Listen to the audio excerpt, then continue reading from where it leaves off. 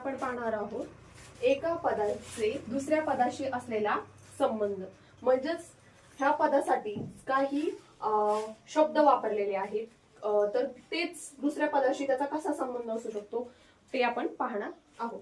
आता DAP याच्यासाठी हा शब्द कोड म्हणजे हा कोड वापरलेला आहे. मग ह्या शब्दासाठी कोणता ऑप्शन असेल, मग आपण हे कसं पाहू शकतो एकदम सोप्या प्रकारे. म्हणजेच काय, हा डी आहे, पहिल्या शब्दासाठी कोण असणार आहे डी. ए साठी काय वापरलं असेल सर्कल, आणि पी साठी काय वापरलेलं असेल ट्रायंगल, बरोबर की नाही.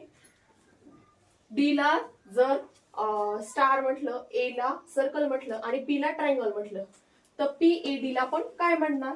मग पी साठी काय आहे ट्रायंगल आहे, ए साठी काय आहे सर्कल आहे, आणि डी साठी काय आहे स्टार आहे का ऑप्शन मध्ये. ऑप्शन नंबर 3, बरोबर. आता नेक्स्ट क्वेश्चन मध्ये सी साठी, म्हणजे पहिल्या जो आपला स्क्वेअर आहे, स्क्वेअर साठी सी शब्द यूज केला असेल, ट्रायंगल साठी ए, स्टार साठी आर, आणि ई साठी मल्टिप्लिकेशनचा साइन, बरोबर की नाही.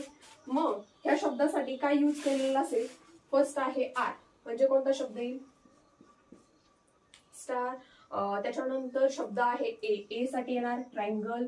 त्याच्यानंतर आहे सी, सी साठी येणार स्क्वेअर, आणि ई, ई साठी येईल क्रॉसचं साइन, बरोबर आहे का. कोणता ऑप्शन आहे ऑप्शन नंबर 2, बरोबर.